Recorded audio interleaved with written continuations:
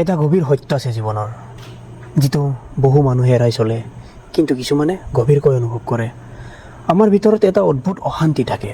সেইটো কৃতজ্ঞতাৰ অভাৱৰ বাবে নহয়, সেইটো সেইকাৰণেই হয় যে এটা জীৱন কেতিয়াও যথেষ্ট অনুভৱ নহয়। আপুনি কেতিয়াবা সেই কথাটো অনুভৱ কৰিছেনে? যেন আপুনি বহুজন মানুহ হ'ব পাৰে, বহু জীৱন জীয়াই থাকিব পাৰে, বহু প্ৰতিদি আগবাঢ়িব পাৰে, কিন্তু শেষত আপুনি কেৱল এটা পথ বাছনি কৰিবলগীয়া হয়। আমি পৃথিৱীখনলৈ চাওঁতে অসংখ্য সম্ভাৱনা দেখা পাওঁ। এজন লেখক, এজন পৰ্যটক, সৃষ্টিকৰ্তা, চিন্তক, ডক্টৰ, ইঞ্জিনিয়াৰ ইত্যাদি।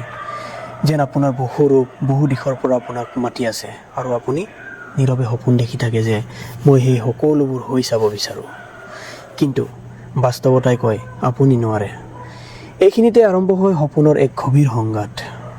কাৰণ মানুহৰ ইচ্ছা অসীম, কিন্তু সময় সীমিত। আপুনি সকলো দক্ষতা শিকিব বিচাৰে, সকলো অনুভৱ কৰিব বিচাৰে, জীৱনৰ সকলো ৰূপৰ সোৱাদ ল'ব বিচাৰে।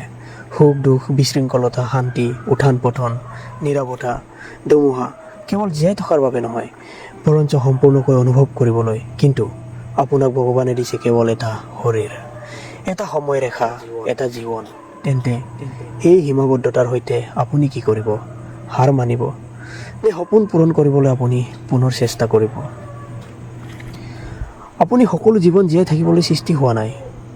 আপুনি আপোনাৰ নিজৰ জীৱনটো সম্পূৰ্ণকৈ জীয়াই থাকিবলৈ সৃষ্টি হৈছে, সকলো হৈ উঠিবলৈ নহয়। বৰঞ্চ আপুনি যিটো বাছনি কৰে তাক সম্পূৰ্ণ মনোযোগেৰে জীয়াই থাকিবলৈ। কাৰণ গভীৰকৈ জীয়াই থকা এটা জীৱন আধা আধি জীয়াই থকা হাজাৰটা জীৱনতকৈ অধিক শক্তিশালী।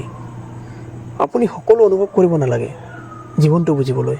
কেতিয়াবা এটা সঁচা মুহূৰ্ত, এটা গভীৰ প্ৰেম, এটা সঁচা সংগ্ৰাম, সেইবোৰে জীৱনৰ গভীৰ অৰ্থ উন্মোচন কৰে।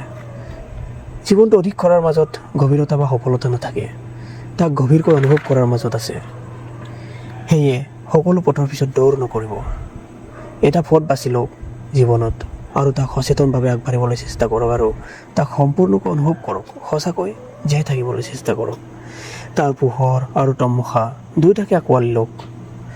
প্ৰশ্নটো এইটো নহয় যে আপুনি কিমান জীৱন জীয়াই থাকিব পাৰে, প্ৰশ্নটো এইটো যে আপুনি যি এটা জীৱন পালে তাক কিমান গভীৰকৈ জীয়াই থাকিলে, আৰু হয়তো সেয়াই যথেষ্ট হয় জীৱনত। ধন্যবাদ।